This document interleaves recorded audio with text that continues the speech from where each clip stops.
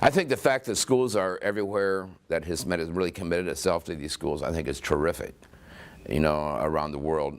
And I'm particularly happy to see them in poor areas where kids would not have the kind of quality education they're getting from the Hizmet schools.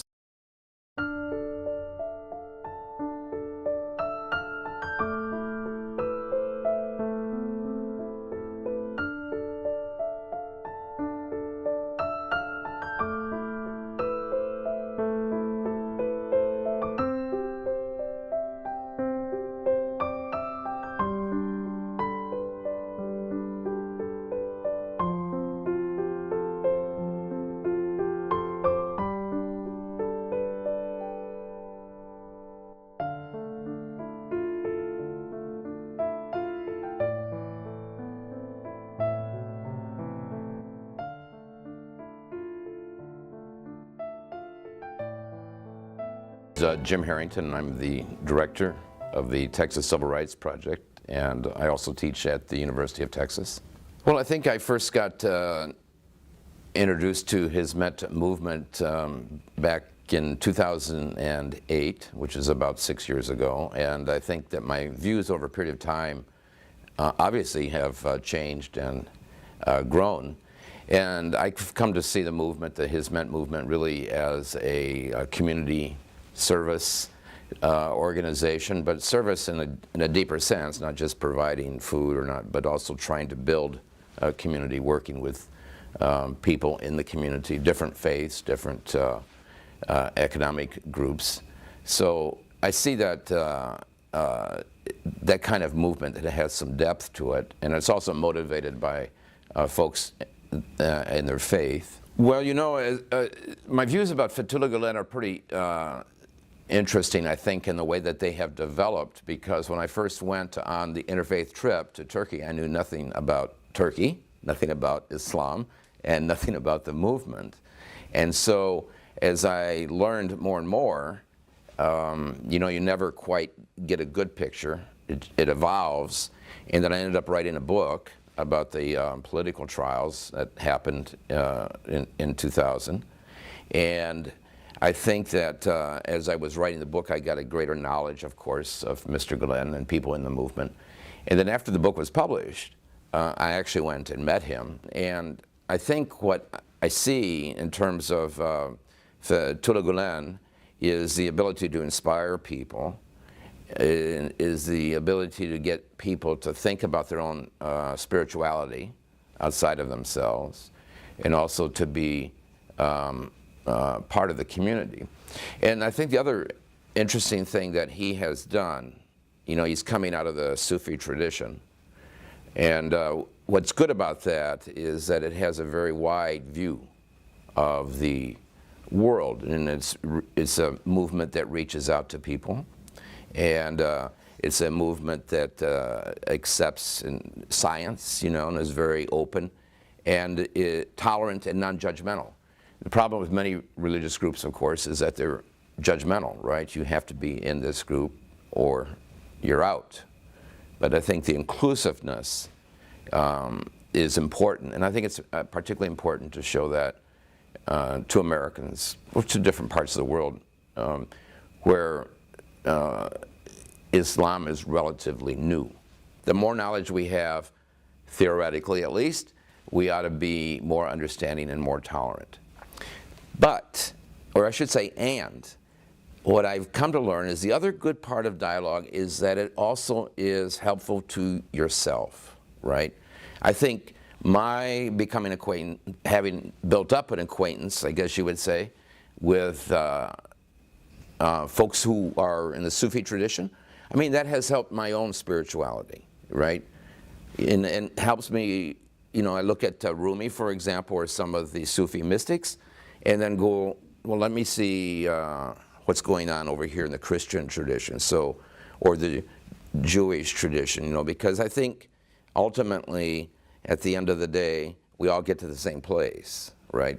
I think that we all agree on that. We have different ways to get there, different paths, but and I think that dialogue is good that way. It's not just tolerance, but it's also growth. you know? And for a Christian to say, I don't need to talk to a Muslim because I belong to the true faith, doesn't work.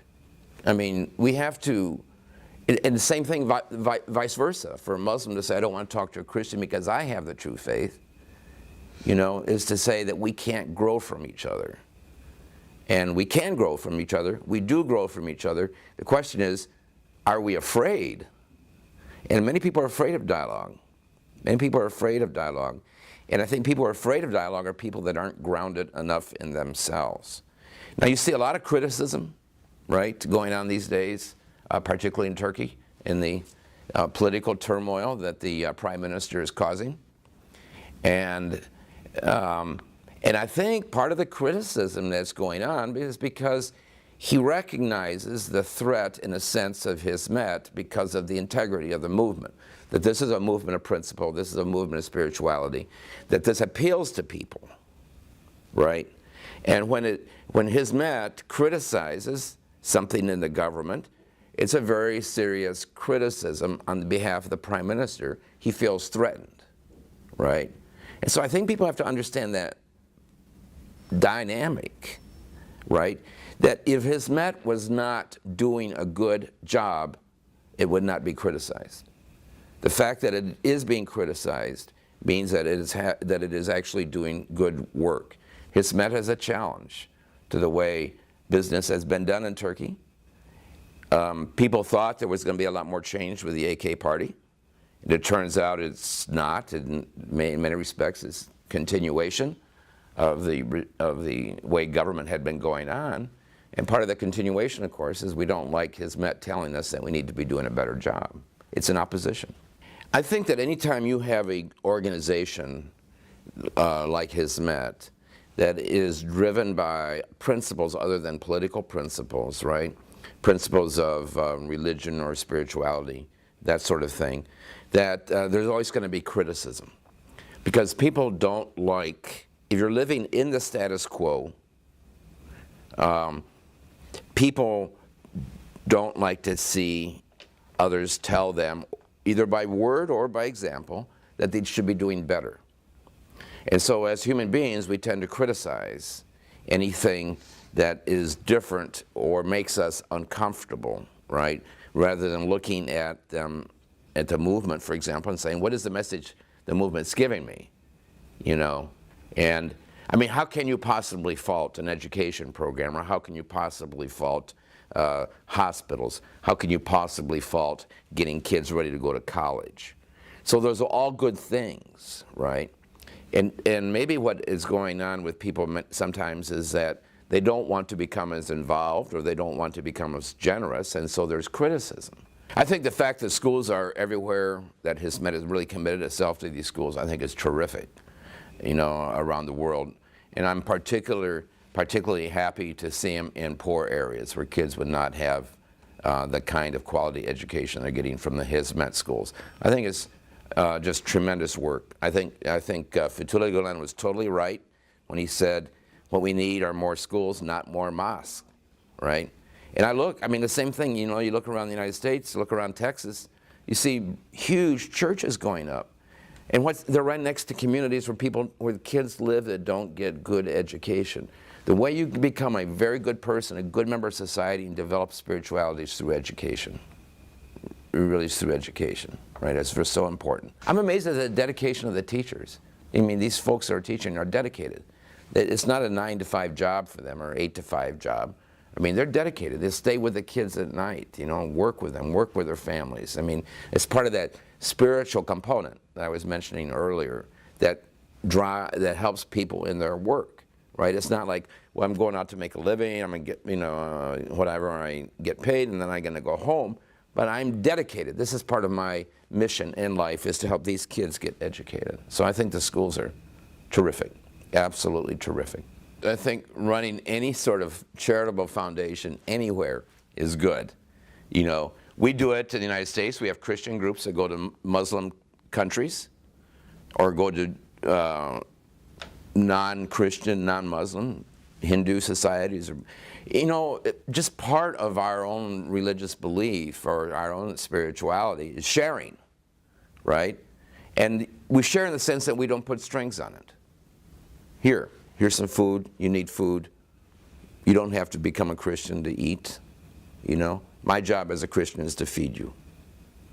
And the same thing, and we ought to encourage and respect other religious groups doing the same. You know, for the movement to set up a foundation that helps in earthquakes and typhoons and floods, and I'm sure we'll be helping with the situation in the mines, you know, is good. And to go help other folks in other parts of the world, whether they're Christian or non-Christian or whatever. It doesn't matter, I think, ultimately, right? Our duty is to serve people. Our duty is to help people. And it doesn't matter what belief they have.